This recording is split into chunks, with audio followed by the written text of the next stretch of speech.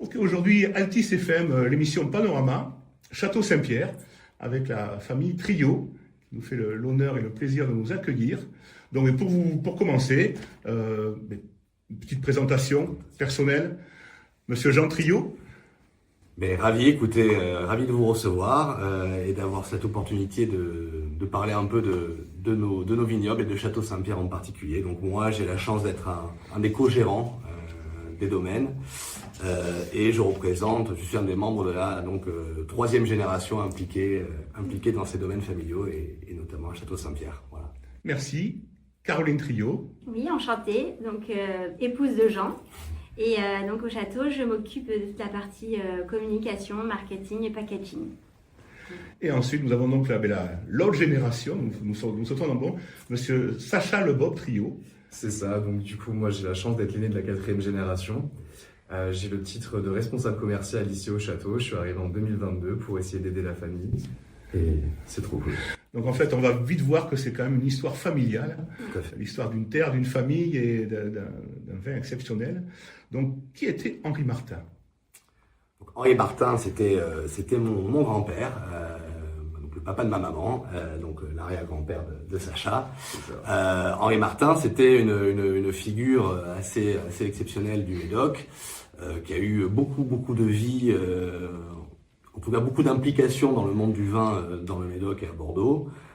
Il a été notamment cofondateur de la commanderie du Bon Temps. Il a été impliqué à l'INAO, à la commanderie, au CIVB. Il a été maire du village de Saint-Julien-Béchevel. Et j'ai découvert en cherchant qu'il avait été président des Girondins de Bordeaux, comme votre papa. Tout à fait. Voilà, c'est l'histoire de père en beau-fils, en fait. Oui, voilà. Pas du tout. C'est finalement un certain hasard, malgré tout, même si on pourrait dire.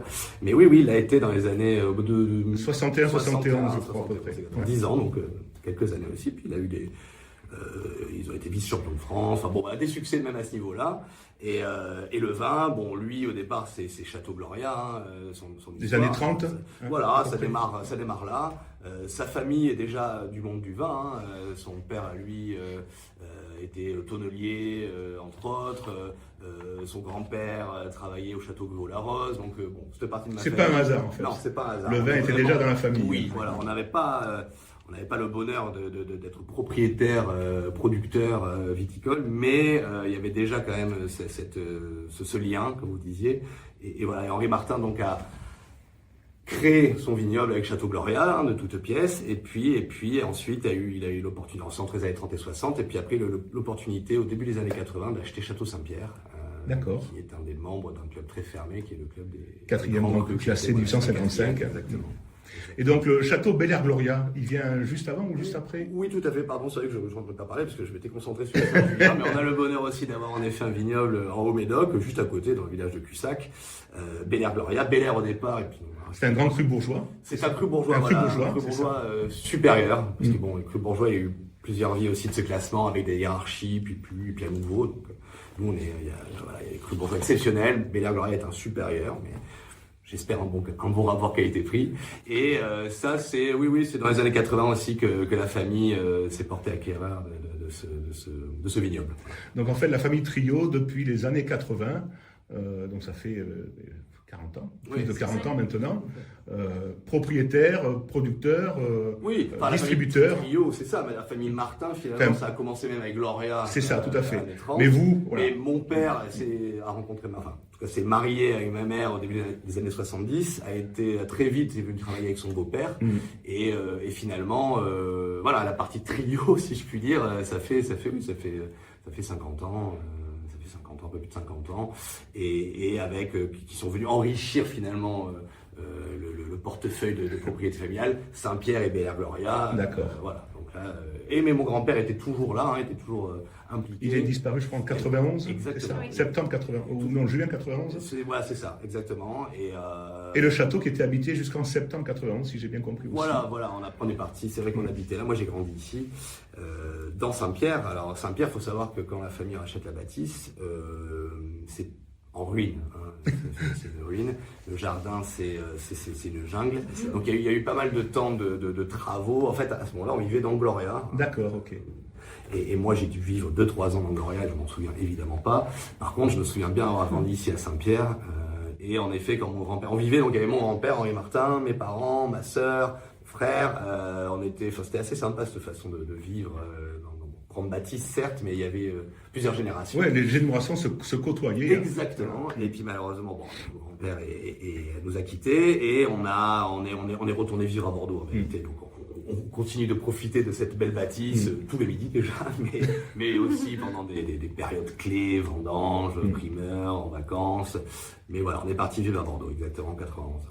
Et donc le symbole de Château Saint-Pierre, c'est les clés de Saint-Pierre. Vous pouvez nous préciser depuis quand ce symbole et pourquoi finalement?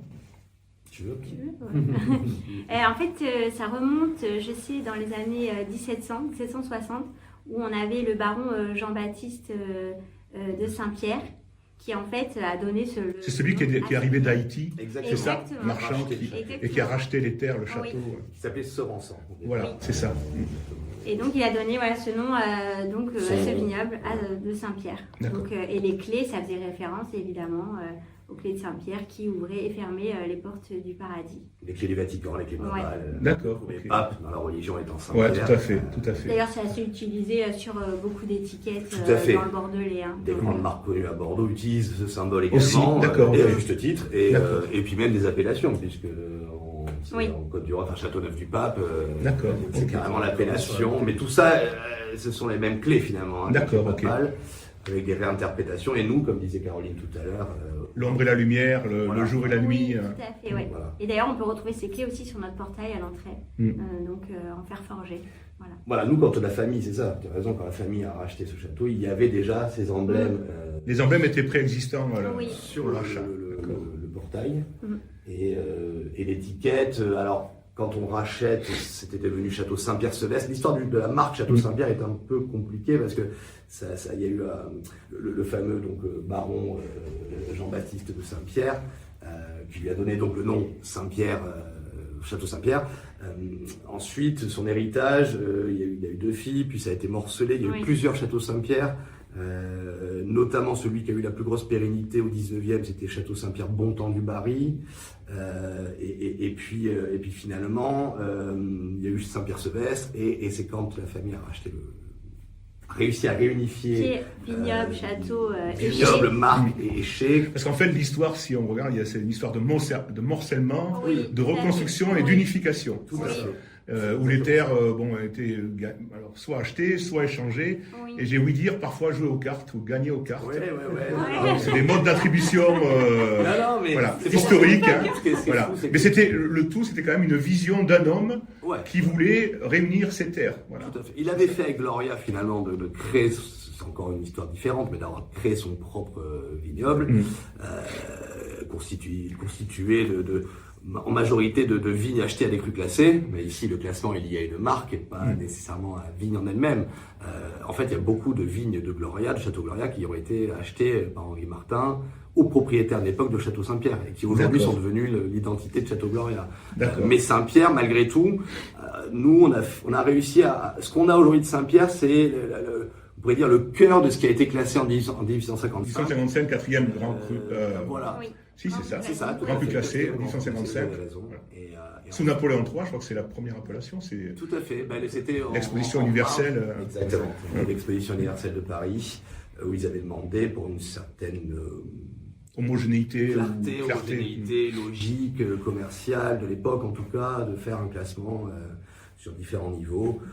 Classement qui aujourd'hui a pas loin de 200 ans, mais qui est toujours d'actualité, la référence. Oui, c'est le plus connu dans le monde du vin, je pense, honnêtement. Pas bien placé. De toute façon, quand on fait les sites des grands sommeliers ou des grands guides, c'est toujours la référence. Quoi. Et certains pourraient dire oui, mais alors depuis tout ce temps, est-ce que vraiment on peut être certain que au niveau machin? Mais en fait, d'abord globalement, oui, les 61 crus classés. Pas de problème, tout simplement, il n'y a pas de magie. C'est-à-dire que d'abord, il y a quand même une logique de terroir, et puis derrière, de gens qui ont, grâce à ça, eu a priori les éléments pour pérenniser, si je puis dire, ces propriétés. Après, aujourd'hui, il y a des 5e crus classés qui cotent plus que des secondes, parce que la logique, pour le coup, pure et dure de produit. Donc le classement n'empêche pas ça. Tout à fait. Il est Tout une à fait. référence globale, et après, dans la vie interne du classement, C'est pas immobile en fait. c'est pas immobile. Voilà, tout à fait. Voilà. Donc, C'est juste une référence de base, ça prouve une certaine qualité, une certaine... Exactement, exactement. Les premiers et les seconds, en général, on peut considérer que là, il y a une hiérarchie n'a pas vraiment été mouvante. Mais troisième, quatrième, cinquième, Ça bouge. ça bouge. Ouais. Et alors, cette histoire de réunification, vous, quand vous l'achetez, enfin, quand Henri Martin l'achète, c'est à ce moment-là que c'est réunifié ou il y a l'achat et ensuite la réunification? C'est un peu des deux en Oui. vérité. C'est-à-dire qu'en fait, dans la famille, il y a déjà l'éché. Parce qu'en fait, quand il crée donc Château Gloria, enfin même son père qui était tonnelier a eu dans cette espèce d'histoire assez compliquée de morcellement de Château Saint-Pierre et comment dire, de ce qui le compose, c'est-à-dire vigne, bâtisse, chais. En fait, le père d'Henri Martin, Alfred Martin, a l'opportunité d'acheter une partie des chais pour son activité de tonnelier, et ces chais derrière, son fils Henri Martin va les utiliser pour produire Château Gloria. D'accord. Et donc on avait déjà une partie des chais de Château Saint-Pierre finalement, sans même imaginer qu'un jour Château Saint-Pierre serait à la famille. Donc quand il y a l'opportunité de racheter les vignes, la marque, la bâtisse, pas aux mêmes personnes d'ailleurs, hein, c'est des choses Oui, différentes. Saint-Pierre récupère cette partie de son chai D'accord, d'origine ok. qu'il va partager avec Gloria. Et il y a 10 ans maintenant, même un peu plus, 15 ans, on a eu la possibilité de racheter une partie d'un vignoble qui s'appelait Château Lalande, propriété des familles Meffre qui ont le château du Glanat. On a racheté les vignes avec un voisin, le château de Braner, et la bâtisse qui était finalement le morceau qui manquait. Qui manquait le pour dernier morceau du reconstituer- puzzle, quoi. Ouais, Exactement. on a reconstitué Ok. la surface du chai de Saint-Pierre d'origine, évidemment, qui ressemble pas vraiment au chai de l'époque. Bon, voilà, et qu'il partage avec Gloria, mais Gloria étant tout aussi légitime, puisque a toujours été produit dans ce chai. Et ça, c'est très atypique comme histoire. Ouais, tout à fait. Ouais. Voilà, donc et c'est comme ça que la reconstitution. Après, le vignoble, on a encore une fois donc des quelques hectares qui ont appartenu à Saint-Pierre, mais qui aujourd'hui sont dans Gloria. Mais en tant que famille, on en parlait au début, hein, c'est cette espèce de pérennité, bon, c'est la création d'Henri Martin. Donc Gloria, c'est Gloria. C'est une identité à part quand même. Ouais, Oui. ces vignes pourraient retourner dans Saint-Pierre, ça serait pas choquant. Ouais, tout à fait. Mais chacun de ces deux propriétés ont vraiment, en tout cas à travers, enfin, on n'est que de passage, hein, nous, des terroirs existent avant, ils existeront après, mais essayer de respecter le terroir et de donner peut-être son identité, enfin sa signature. De le transmettre au moins comme vous l'avez reçu. Oui, Voilà. oui, tout à À fait. minima. Oui, tout à fait. Voilà. Et d'en sortir quelque chose qui respecte la qualité du terroir, mais qui en même temps, et c'est un peu notre signature. Peut-être que des gens à notre place feraient pas exactement le même Château Gloria. Après, encore une fois, c'est une tradition, enfin, c'est une histoire familiale, avant d'être une histoire, je dirais, commerciale ou de vin. Tout à fait. C'est Oui. une histoire familiale. Tout à fait. Le vignoble, alors j'ai cru vous dire que c'était le plus secret et le plus petit, 17 hectares. C'est Oui. ça. Quelqu'un peut nous en le vignoble, les raisins, enfin voilà, qui peut nous en parler? Qui va nous en parler? Je peux Tous vous en parler. vas-y, Sache. Le vignoble, donc du coup, oui, en effet, 17 hectares. Le vignoble étant le plus confidentiel de Saint-Julien, c'est une production au maximum qui peut aller à 80 000 bouteilles, donc il ne peut pas forcément y en avoir pour tout le monde, malheureusement, même si on aimerait partager avec tout le monde. Nous, on a un vin qui est essentiellement fait de Cabernet Sauvignon. On est sur la rive gauche. À 75%, si je me comprends. 75 à 80% exactement. Dans l'assemblage, c'est 75, Oui. dans l'assemblage. Exactement, donc le but, voilà, c'est d'aller chercher l'expression du Cabernet Sauvignon, une certaine finesse, une certaine élégance qu'on donne au Château Saint-Pierre. Et je trouve que c'est assez intéressant de pouvoir le goûter à côté de ses voisins, parce que même s'il n'est pas aussi connu, les gens... Il y avait une phrase qui résumait bien Château Saint-Pierre, et qui en parlait, qui a été donnée par un de nos consultants, c'était que le Château Saint-Pierre est known by a few, but loved by many. D'accord, Connu ok. par peu, Mais tous ceux qui aimé connaissent par tous, l'aiment, ça. en fait. Ouais. Et c'est vraiment cette expression-là sur le vignoble de Saint-Pierre, avec cette expression du Cabernet Sauvignon, un peu de Merlot pour apporter de la rondeur. On avait des parcelles de Cabernet Franc et de Petit Verdot aussi qui vont accompagner le Cabernet Sauvignon et le Merlot, pour donner cette petite touche de fraîcheur et d'épices. Bon, c'est un vin hyper intéressant.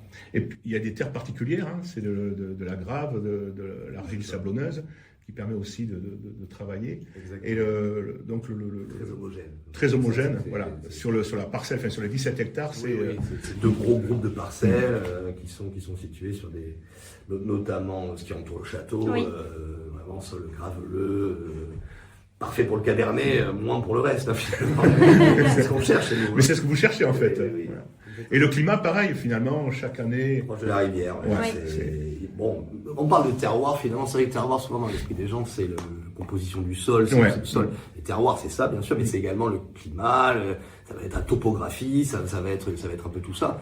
Et parce que c'est vrai que des fois, quand on voit le découpage des appellations, tu te dis, ça a été fait au pifomètre. Malgré l'époque où ça a été fait, non. Ouais. Alors c'est vrai que des fois, tu as une petite rivière, petite estate, c'est bien pratique pour machin. Mais dans les moments... Finalement, il y a une cohérence. Il y en a une quand même, parce que quand tu as des gros épisodes de gel, par exemple, il est vrai que Saint-Julien est souvent épargné, et malheureusement, des vignes très proches, en dehors de l'appellation, mais très proches, quoi, à vol d'oiseau, sont des fois vraiment impactées. Pourquoi ? Parce que plus près d'une petite lande, un peu plus bas, comme Qui empêche justement le vent qui circule pas, rivière égale vent. Alors, s'il fait moins 10... Oui, tout le monde.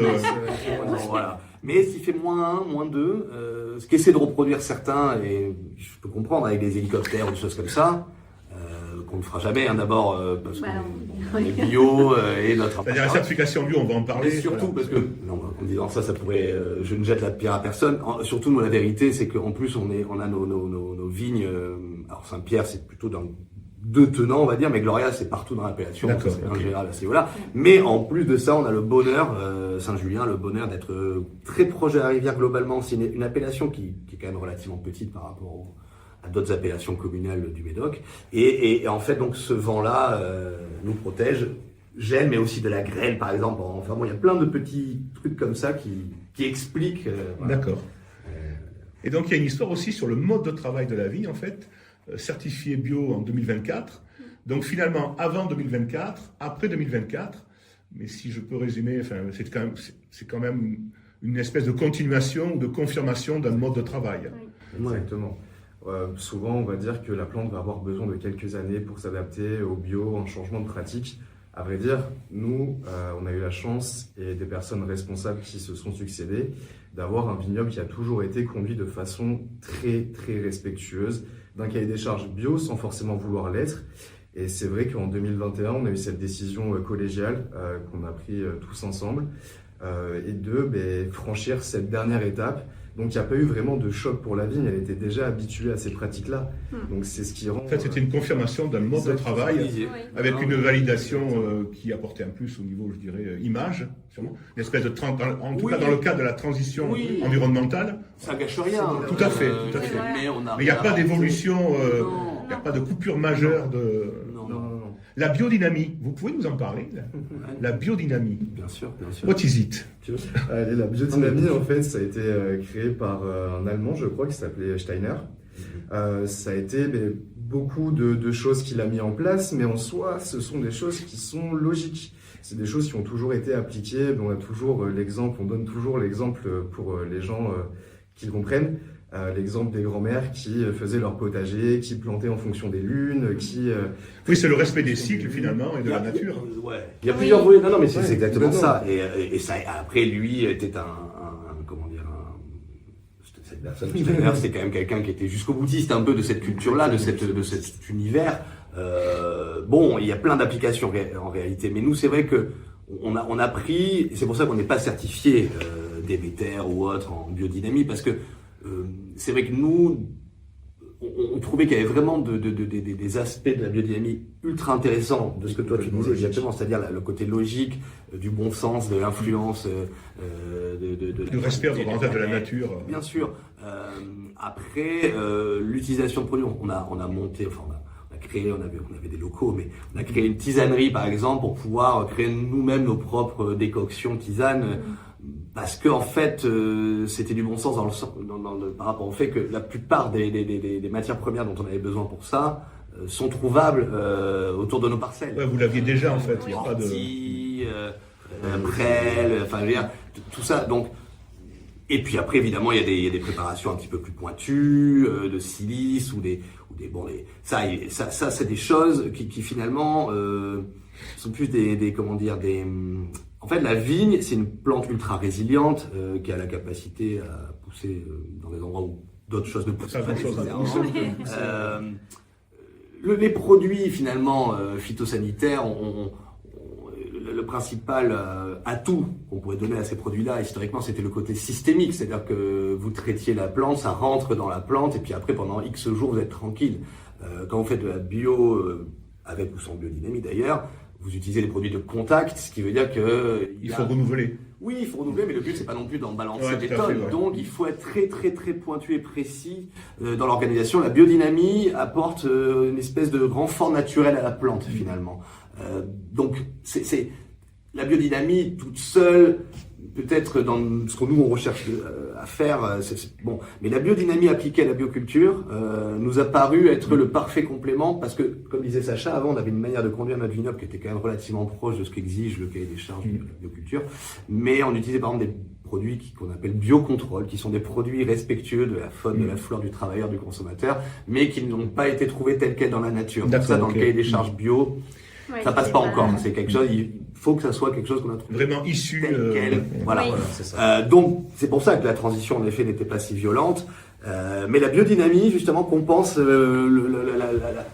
non-utilisation de ces produits-là, d'après nous. Et depuis 2021, le rendement, qui n'est pas une compétition, mais qui est quand même Un critère. curseur. nous montre qu'on est on reste dans la moyenne de l'appellation comme nous avons toujours été, avec des voisins qui sont en quasi bio, certifiés pour certains, d'autres peut-être bientôt ou pas, mais dans tous les cas, leur façon de conduire leur vignoble est extrêmement respectueuse, très proche du bio. Bon, on est toujours dans la, Vous, si j'ai bien compris, c'est 80 000 bouteilles par an, à peu près? Sur Château Saint-Pierre, c'est Sur Château Saint-Pierre. C'est entre Et ça n'a 70 et 80 000. pas bougé finalement Non. depuis le début? C'est Non, une constante. En tout cas, si ça a bougé, c'est plus parce qu'il y a eu des choix dans les méthodes culturelles de taille ou de sélection, mais ça, c'est plus des choix qui sont généralement des choix que tout le monde fait à peu près dans les mêmes timings. C'est un peu des modes. Les vendanges. De qualité. Est-ce Sur que le ça... bio Oui. Ouais, Est-ce que ça a changé? très intéressant, c'est vrai que c'est une question souvent qu'on nous pose. Moi, je trouve alors, il n'y a pas eu de grands changements, comme on a dit. Voilà, il n'y a pas eu non plus du passage à un style à un autre. Si je dois dire quelque chose que j'ai trouvé, et c'est mon ressenti personnel, je trouve qu'il y a une belle expression du fruit. C'est-à-dire ce qu'on va donner à la terre et ce qu'on va donner à nos plantes nous le rendent merveilleusement bien. Et je trouve que cette expression du fruit est estimée d'y être, on va dire, une accessibilité qui n'était peut-être pas le cas sur les vignobles il y a 20, 30, 40 ans. Aujourd'hui, on se rend compte de plus en plus, il y a cette belle expression qui en ressort et cette belle accessibilité aussi pour des vins jeunes, ce qui n'était pas forcément la marque de fabrique de Bordeaux ces 15-20 dernières années. Mais de plus en plus, on se rend compte. Alors, est-ce que c'est un changement général dû à un changement climatique qui apporte plus de maturité, ou est-ce que c'est nos pratiques aussi qui aident la plante et qui boostent ses défenses naturelles grâce à la biodynamie? Ça nous apporte quelque chose de vraiment rond, agréable, un bon vin. Un très bon vin. Ouais, très bon vin. Non, mais je pense que tu as raison, ça y a joué à ce niveau-là, mais je pense pas que c'était des produits qu'on pouvait utiliser, encore une fois, sur tous les biocontrôles qui allaient être peut-être des masqueurs de goût ou je sais pas quoi. Ou qui allait nuire à la qualité. Voilà, ce serait plutôt, je pense, à travers cette pratique où ça te demande encore plus de précision, encore plus d'attention, et le climat qui évolue bien sûr, la façon de faire vieillir les vins aussi, puisque même si on reniera jamais la capacité de garde d'un vin de Bordeaux, c'est aussi ce qui donne la force par rapport à d'autres. C'est aussi ce qui fait la différence. Bien sûr. Il y a des régions vinicoles en France et dans le monde, chacun avec ses atouts, et Bordeaux, entre autres, a cet atout-là d'avoir quand même une capacité de garde Mais si les vins sont accessibles plus jeunes sans que ça n'impacte la capacité de garde, c'est tout bénef. On a progressé là-dessus, quoi. Qu'il soit bio ou pas bio, on a progressé là-dessus. Mais le bio, dans tous les cas, il y a moins d'intrants, ça fait partie des critères, des contraintes ou pas, ou des avantages. Donc forcément, ton produit, le terroir, c'est sûr que le bio, ça triche pas sur le... Enfin, tu peux pas vraiment tricher sur un terroir, mais enfin le bio, là... Voilà. Ouais, tu fais avec ce que tu as en fait. Exactement. Et donc, ici on a plutôt des... Il n'y a pas de produits transformés utilisés, c'est l'utilisation de ce qu'on a. Même sur les levures, on va peut-être pas trop après rentrer dans les détails ultra techniques, mais voilà, la levure qui permet de changer le jus de raisin en alcool, en vin, c'est des levures qu'on va alors on laisse rarement la levure indigène se développer d'elle-même parce qu'elle n'est pas forcément la bonne levure on recherche, hein, pourtant sans le sucre en alcool. Par contre, nous, on a cultivé cette bonne levure issue de nos raisins pour pouvoir ensuite l'inoculer au moment de notre vinification. Donc, on l'aide à coloniser, si je puis dire, le milieu, mais elle est bien. Elle est déjà, de toute façon, dans... Oui, voilà, c'est juste qu'elle n'était pas forcément en majorité versus d'autres levures qui sont plus embêtantes. En fait, vous avez devancé ma question, j'allais justement parler de la levure. Voilà, mais donc c'est parfait. Génial. C'est parfait. On sent la passion quand même. Hein. Voilà, non, c'est effectivement, C'est la mienne, hein. effectivement, on sent que voilà, c'est c'est pas je reste tranquillement, je déploie. Non. Mais c'est très bien. De toute façon, c'est une histoire de famille. Tout à fait. Faudrait d'amour. Passionné, Ouais. vraiment ce chance. Et ça se voit. Ouais. En termes de commercialisation, on peut trouver vos vins où? Bonne question. Vas-y. Allez. Ben, nos vins, on a la chance de pouvoir s'appuyer sur un marché qui est la place de Bordeaux et qui nous permet en fait de distribuer nos vins dans le monde entier. Alors si je dois parler du Château Saint-Pierre, c'est essentiellement une marque qui est où les Français sont friands, belges, anglais. C'est un peu ce qu'on va dire l'ancien monde, le Benelux aussi. Donc c'est un vin, exactement. C'est un vin qu'on peut trouver un peu partout grâce à eux. Aujourd'hui, on a des partenaires aussi qui ont des sites internet qui peuvent livrer dans le monde entier. Donc aujourd'hui, on a la chance de pouvoir partager notre vin avec tout le monde. Donc aujourd'hui, quelqu'un qui veut du Château Saint-Pierre, qui cherche un peu, peut en trouver, malgré sa petite production et son côté un peu confidentiel. Quand vous dites petite production, en fait, ça veut dire que les 70 000 ou 80 000 bouteilles sont toutes vendues chaque année. On met En en gros. marché 90% de notre récolte. Et oui, le système, là, on est sur une phase un petit peu plus critique globalement, mais ce système de primeur fait que nous, on met en marché 90% de la récolte et que oui, tout est vendu. Et c'est vendu en fait avant d'être produit quasiment. C'est vendu avant d'être produit. Enfin, c'est vendu en cours de production. En cours de production. Pour Quoi. Il y a quand même une fidélité, Oui, voilà. Les gens viennent, enfin voilà. C'est une chance de faire partie des, Tout à je sais fait. pas, 200, 300 marques à Bordeaux qui ont le soutien et l'accompagnement de la place de Bordeaux, courtier négoce.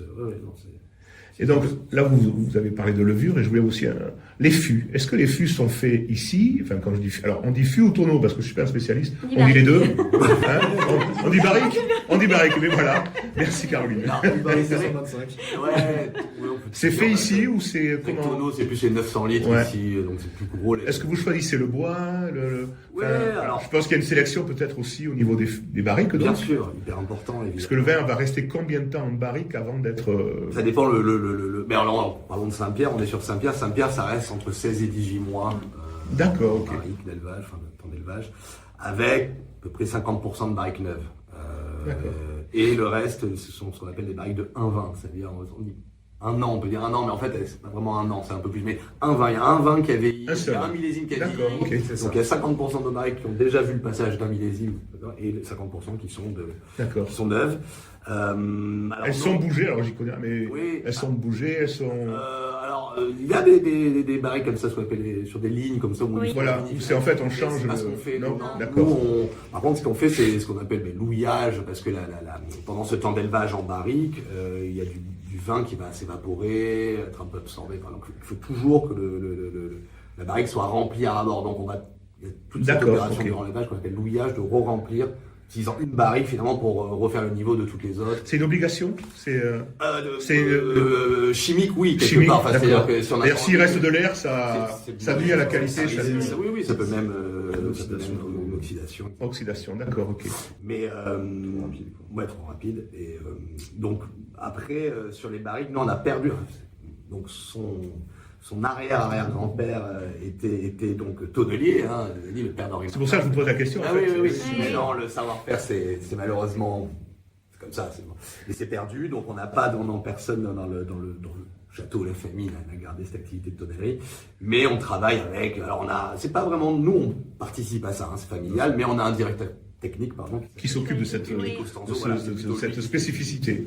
Exactement. Autant sur tout ce qui est matière sèche, packaging, c'est vraiment Caro et Rémi, mais c'est un binôme. Autant sur la partie technique, c'est vrai que c'est plutôt lui, mais enfin, il nous fait participer évidemment. Dégustation d'un même vin qui a vieilli dans les différents lots de barriques qu'on peut avoir, parce que donc, je vous disais, on travaille à peu près avec une dizaine de tonneliers différents. D'accord. Toujours à peu près la même gamme de produits, c'est-à-dire une chauffe moyenne. mais bon, maintenant il y a vraiment des possibilités de choix assez larges par rapport à ce que c'était il y a 30 ans. Mais la finalité est un peu la même. Origine du bois, Ouais. le type de chauffe, surface chauffée. Et puis C'est voilà. vrai, ils le font vieillir aussi, le bois. Enfin, moi, j'ai eu la chance de visiter Tonnellerie pour le projet de la nouvelle identité. Et c'est passionnant, en fait. Tout ce qu'ils font, enfin, c'est vraiment de leur favori, quoi. C'est vrai. Donc, Très beau métier. Très beau métier. donc voilà, nous, on a un grand partenaire qui nous a ouvert ses portes et vraiment apprécié. Et justement, ils font les tests pour voir s'il n'y a pas de fuite. Enfin, superbe. Il y a tranquillité, Ouais. bien sûr. Après, effectivement, pour essayer de comprendre un peu les barriques, Oui, oui, oui. j'ai été voir sur des sites, c'est de l'artisanat, c'est du Ah haut de gamme, ouais, quoi. vraiment. Tout à fait. C'est du produit de luxe. Enfin, je veux Ah dire, ouais, c'est. ça euh, met Et puis vraiment- c'est très Rien n'est laissé intéressant, au hasard. Hein. Ah ouais, tout à fait. Ouais. L'histoire de la barrique ou du pourquoi du comment. C'est-à-dire qu'en fait, le chêne, les tanins que ça va apporter au vin finalement, parce qu'il y a un échange avec le produit qui vit dans ces barriques en chêne, mais en chêne toasté brûlé. Parce qu'en fait, pourquoi au départ il brûle? C'est pas tant pour les arômes que ça va dégager au départ de la barrique, c'est pour plier le bois en fait, c'est pour pouvoir. Oui, tout à C'est ça fait. qui Donner brûle la en fait. forme Tout à fait. Sauf le bois. Pour lui donner la forme arrondie, Ouais, et quand il va se durcir, quand il va refroidir. Exact. Voilà, et après tu sertilles. Puis voilà.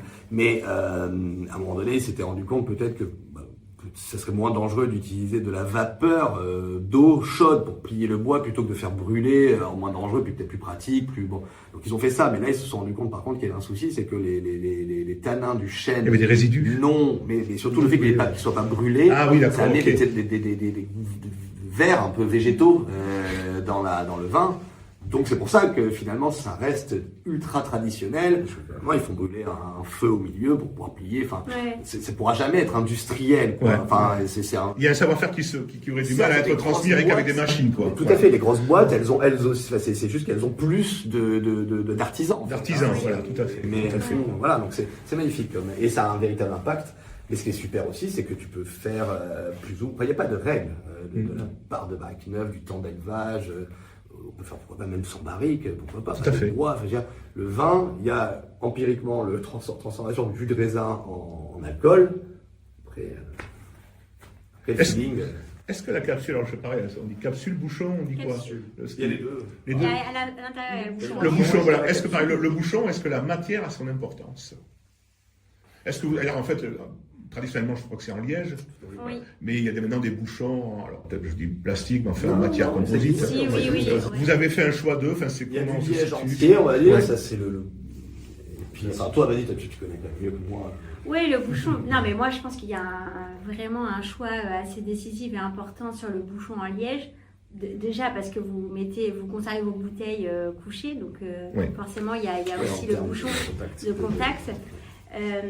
Donc oui, après, moi, j'étais pas là quand les choix ont été faits, mais si vous me dites demain, on passe Saint-Pierre en bouchon en plastique ou produit assimilé, je vous dirais là, ça correspond pas du tout à notre façon de faire.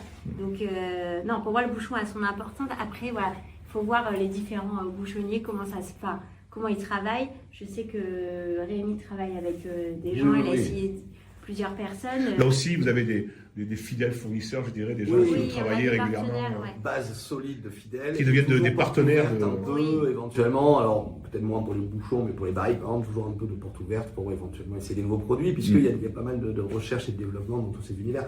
Mais le liège, je pense qu'il y a vraiment, il y a deux lectures. Il y a la lecture technique pure et il y a la lecture image, attente, des bon. Le Le liège, toucher aussi, parce que le oui, Oui, liège. puis, le côté, vous sentez quand vous dégustez, c'est la première chose que vous allez sentir aussi, voir s'il est bouchonné ou pas. Vous retrouvez quand même le nom de château dessus, l'appellation. Ouais, les gens aiment les collectionner des fois, mais le Voilà. bouchon en liège, malgré, enfin, tu peux prendre la meilleure qualité qui existe à faire des choses que nous on fait faire, c'est ce qui s'appelle du sniffing, c'est-à-dire que carrément, il n'y a pas un mec qui va sentir chaque bouchon pour être sûr qu'il n'a pas un défaut au départ.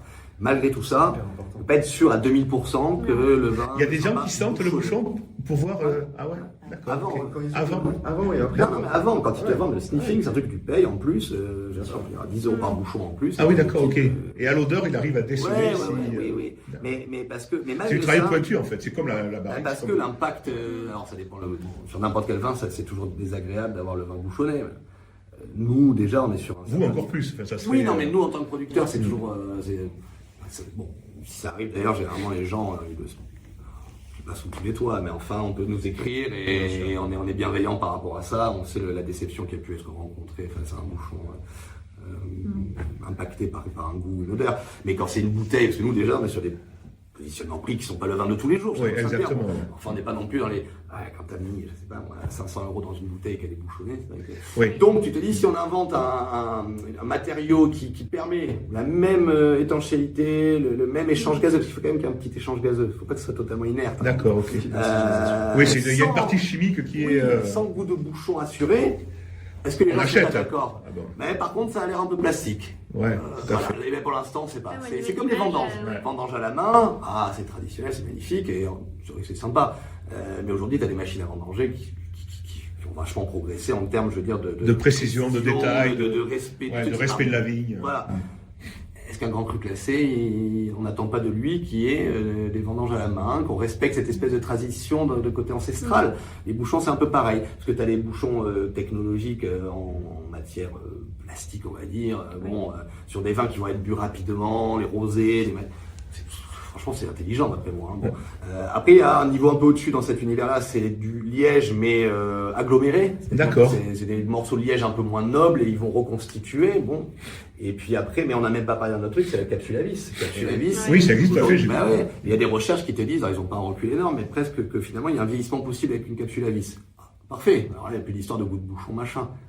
Un grand cru glacé avec une capsule à vis. Voilà. Après, c'est une image. Après, c'est une image dans l'inconscient collectif. Dans l'inconscient collectif, finalement. Mais c'est l'inconscient collectif qui va faire qu'on achète ou pas. Ben voilà, Oui, voilà, exactement.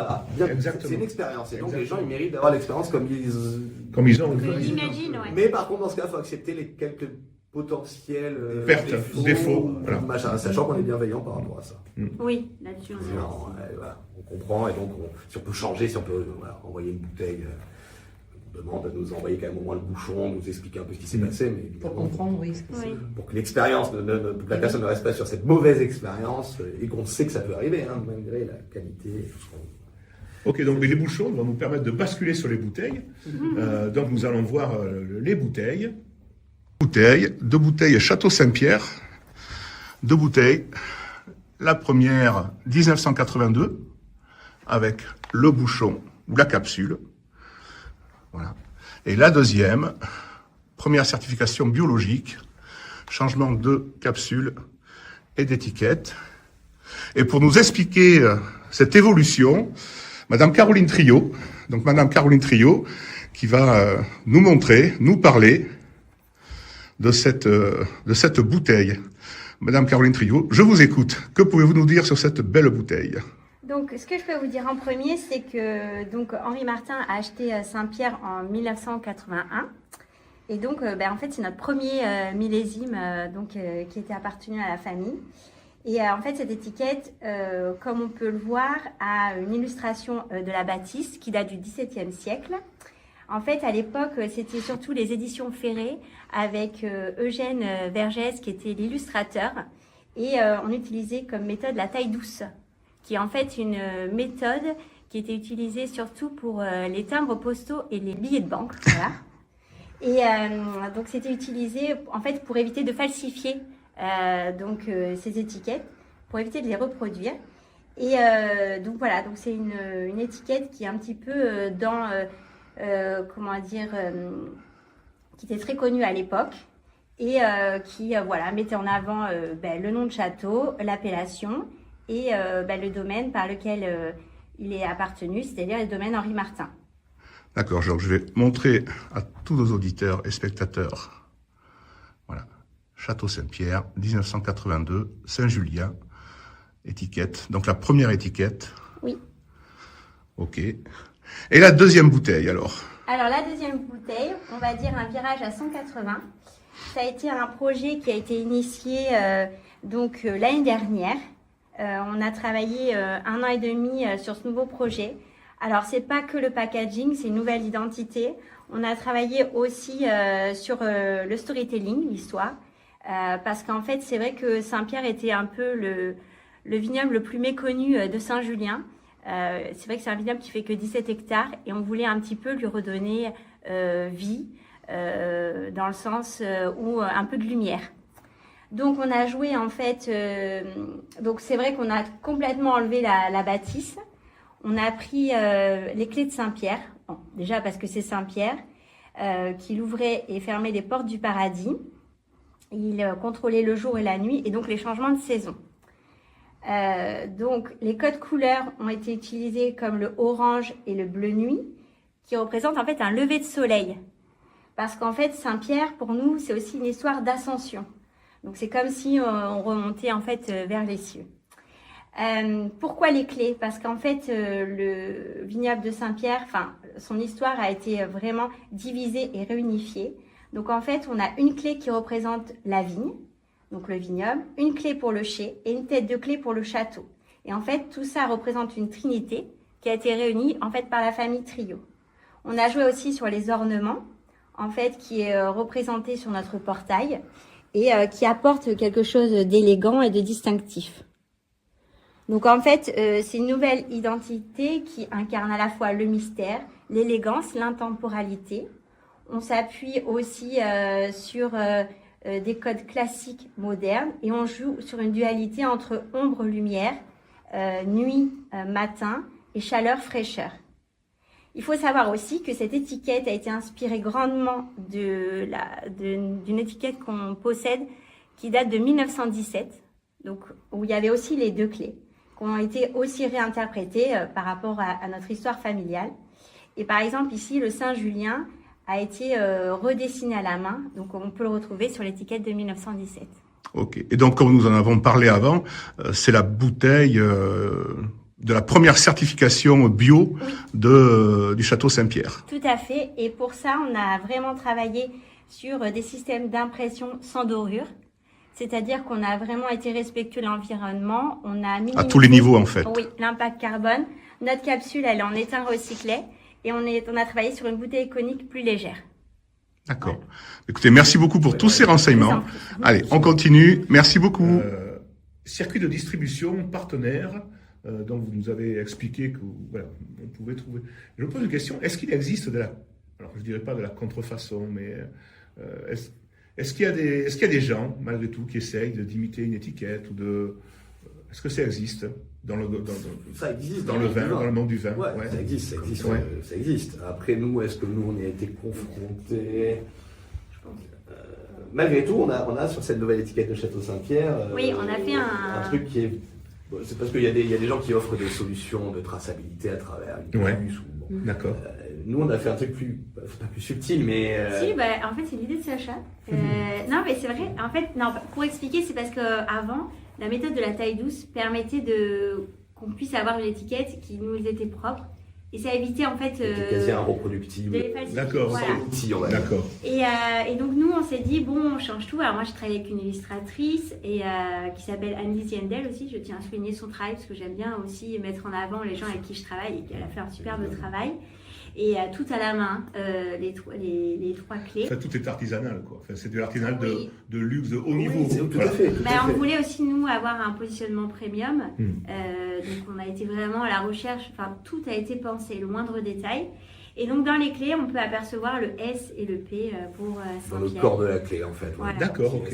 Il faut vraiment y aller pas à alors, mais presque. c'est de dire, peut-être que si Saint-Pierre, il y avait des contrefaçons un peu bas de gamme, ils n'y aurait pas ce détail. Exactement. Mais les marques, alors, Saint-Pierre, encore une fois, on disait 70-80 000 bouteilles, fait partie des 61 crus classés, donc a des biais pour être connu malgré son faible volume. La distribution, Place de Bordeaux, tout le travail engagé en com.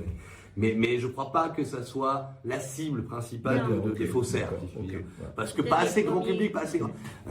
C'est pas forcément les plus chers, à la limite, qui vont de la cible des faussaires. Ils y sont, mais ça peut être un Château Gloria, par exemple, beaucoup plus diffusé. Oui, parce qu'il y a plus de diffusion. Et voilà, donc, parce que copier un truc que les gens connaissent pas, enfin, ou connaissent pas assez, peu, mais bientôt beaucoup plus. Non, j'en ai pas mon bras. Sur un micro, mais voilà. Après, dans le monde du vin, il y a des trucs incroyables. Hein. Ça va de copies d'étiquettes jusqu'à des trucs encore plus fous du style récupérer des bouteilles de premier qui ont été à peu près vides, hein, donc où l'étiquette est en bon état, machin, remplir avec Je ne sais la quoi. villageoise. Ah, oui, d'accord. Alors, La villageoise. Mais Là, il y a eu des- mais là, on voit la différence quand même, la villageoise. oui, mais sans rentrer dans, je sais pas si vous vous souvenez, le film Dîner de con. Ouais, tout à fait, ouais. Et bon, mais, non, mais même des dégustations à l'aveugle. Alors, c'est surtout en primeur, ça, mais moi, divers fumés où on voit pas la couleur du liquide à l'intérieur, 9 vins rouges, un vin blanc à la fin, à l'aveugle, en période de primeur, tellement de tanins, machin, qu'arrivé au vin blanc, les gens, Il n'y a voient plus pas que de, c'est un vin blanc. il y a plus de différence. C'est ça, n'importe qui, quoi. Donc, je veux dire, c'est le vin, une fois que tu es dans un, c'est pas tout à fait comparable, parce que je raconte par rapport à l'histoire du faussaire, mais si t'es persuadé que c'est une bouteille de tour, et dans ta tête, tu dis de la tour, ou je pensais la tour, parce que je crois que c'est ça dans le film, mais Ouais. un premier, c'est bon. pourquoi pas, ou non, dans ta tête, tu vas peut-être te dire, putain merde, je pensais pas que ça serait ça la tour, mais Je suis tu vas un pas peu oser, mais tu vas pas oser Ouais. peut-être, de peur de Ouais, passer pour tout à une fait. trompette, Ouais. de dire, attendez, vous êtes sûr que c'est lui la tour, et que c'est pas, bon. Mais c'est un terme qu'on abordera dans quelques temps. Ouais. Parce qu'on s'aperçoit qu'il y a quand même de plus en plus de produits qui sont Ouais. Ouais.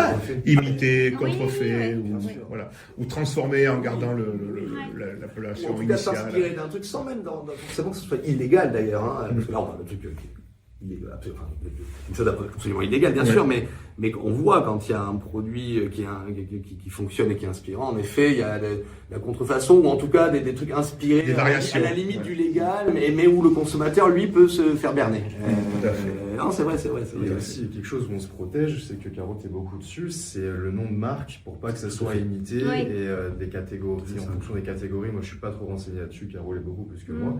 Mais voilà, on a à cœur aussi de protéger nos marques, que ça soit donc Château Saint-Pierre, Château Gloria, Château Bel Air Gloria, pour qu'à l'international les personnes Il n'y ait pas de confusion. Oui. On a même déposé le graphisme. Le graphisme, ouais. Le droit à l'image, enfin, vous Oui, avez oui, euh, oui. Non, mais aujourd'hui, c'est On quand peut même un protéger, sujet. ouais. tout ce qui peut être protégé, vous le Oui. protégez. D'accord. Pas les Oui. couleurs, on peut pas. Je demande Oui. quand même. Mais on peut pas s'approprier. Non, mais ça pouvait être le cas. Par exemple, Hermès, je me suis posé la question, est-ce qu'Hermès a déposé quelque chose pour sa couleur, l'orange, parce qu'on s'est quand même inspiré aussi des marques de luxe. Hein. Et non, vous pouvez pas poser une couleur, parce que une couleur, ça reste une couleur. Mais par exemple, pour Gloria, moi, ce que j'ai fait, c'est que j'ai demandé à l'imprimeur d'avoir un triptyque, c'est-à-dire une valeur plus ou moins intense ou pour la couleur de fond. D'accord. sûr de C'est-à-dire rester que pour dans être un sûr cadre, de rester dans notre ADN. Donc c'est plein de petites choses qu'on voit pas, qu'on sait pas. Tous ces détails, en fait. Mais tous les détails sont. Et tous les bien, détails font que finalement, c'est un produit qui Oui. est hors norme, quelque Ouais. part. Tout à fait. Voilà. Oui, c'est un produit de luxe, de toute façon, le vin. Ouais, tout à fait. Ouais. Et écoutez, il nous reste quelques minutes, et je dirais même quelques secondes. Les enjeux Château Saint-Pierre, les enjeux ou les projets Château Saint-Pierre dans les années futures, quels pourraient-ils être? Bon, je pense Chacun que. sa partie. Ouais, non, mais justement, non, mais. Ah ouais, moi j'ai des projets. Non, mais oui, alors, moi, de façon plus globale, si je puis dire, c'est vraiment, mais c'est ce qu'on a dit dès le départ, quoi, c'est la pérennité. Donc, Sacha est l'aîné de la 4e génération de la famille impliquée, en tout cas dans Château Saint-Pierre. Donc, il a deux petits frères, on voit qu'ils sont pas si petits que ça. Oui, c'est vrai. Nous, on a le bonheur d'avoir un fils qui vient de fêter ses 6 ans. Voilà, qui vient de fêter Voilà. ses 6 ans. D'accord. Donc, lui, il n'est pas impliqué encore tout de suite. Il a encore quelques années à On attendre. sera à boire dans 2-3 ans. Bien sûr, c'est la tradition Non, mais je rigole, il évidemment. reconnaît Non, quel est c'est le une tradition château. Oui, mais par contre, il C'est, reconnaît l'étiquette qui est et puis c'est Château sympa. Gloria, Il a Saint-Pierre. déjà participé aussi à Saint-Pierre parce qu'on Oui, a fait dans un un film nouveau film. promotionnel où Oui, il est. C'est le petit gamin qui court Ouais, vers la exactement, porte le petit gamin qui court, qui D'accord. regarde par la et qui regarde par la serrure. Pour la petite anecdote, en D'accord. fait, pour ce film, quand on l'a conçu, je voulais vraiment. Alors, quand on parle de transmission et d'héritage, qu'on a le bonheur de véhiculer, pour moi, c'était l'idée de le mettre dedans et en lui disant plus tard, tu verras que toi aussi, tu as participé à cette histoire. Et aujourd'hui, Elle commence maintenant, en fait, la Et tradition. Oui. Donc, Bah, c'était le on a- petit clin d'œil. On a tous eu finalement un peu ça quelque part. Un lien avec cet univers-là, même enfant, moi, en grandissant ici, évidemment. Donc en fait, l'enjeu principal, c'est de conserver cette transmission, cette tradition familiale, Oui. au-delà de la qualité du vin et de la qualité du produit, de l'adaptation, comme vous disiez, Exactement. à vis, sans vis, enfin voilà. C'est ça. Mais c'est c'est ça. au départ, ça reste quand même la famille, quoi. Tout à fait. Ah oui. C'est central. Et... Ah oui. Vraiment, enfin, Là, on sent que oui. Moi, je viens pas de ce milieu-là. Moi, j'ai commencé à travailler dans le vin à la fin de mes études. J'ai rencontré Jean par l'intermédiaire de mon travail. Mais c'est vrai que quand on rentre dans cette famille, c'est vrai que ça transpire la passion, cette transmission.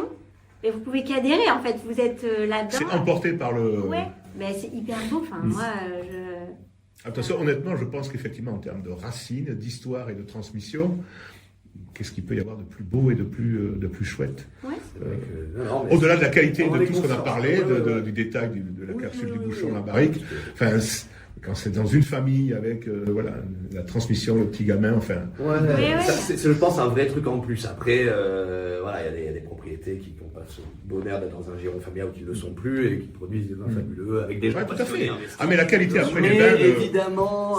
Mais quand tu es dans une famille, il y a cette obligation de transmettre quand même ce que tu as reçu. Et tous pour les générations suivantes. Et puis tu te dis pas, voilà, tiens, je fais ma carrière dans ce magnifique château Saint-Pierre, et puis peut-être plus tard, non, en fait, je suis là, je finis là. Voilà. Non, mais c'est ça. Oui. C'est ça. Son arrière-grand-père, Henri Martin, je veux dire, quand je disais, on est parti à Bordeaux après, quand il nous a quittés, parce qu'en fait, bon, lui, il était encore impliqué, hein, et donc il y avait une façon de fonctionner, et puis quand il n'était plus là, d'un coup, les parents, c'est pas moi qui ai pris la décision, j'avais 7-8 ans, mais je veux dire, ils ont dû se dire, bon ben, on va pouvoir finalement fonctionner peut-être un peu différemment, et entretenir tout ce que père et beau-père ont donné et ont construit, exactement, mais il y avait vraiment cette notion. Ouais. Ok, mais écoutez, l'émission se finit. Je pense qu'elle va durer un peu plus longtemps que prévu, malgré tout. Malgré toutes les précautions. Voilà. Quand la fougue est là, la fougue est là. Oui, non, moi, j'ai eu la sensation. Mais je pense qu'on aurait pu en parler encore des heures. Ouais. En tout cas, merci à vous trois. Enfin, je dis à vous tous, hein, Merci à la à famille. vous. Merci à vous. Et puis, mais plein de belles choses. Les meilleures. Et puis la famille. Voilà. Ouais. Merci à tous et à toutes. Merci. Très très bonne journée. Au revoir. Merci beaucoup. Au revoir.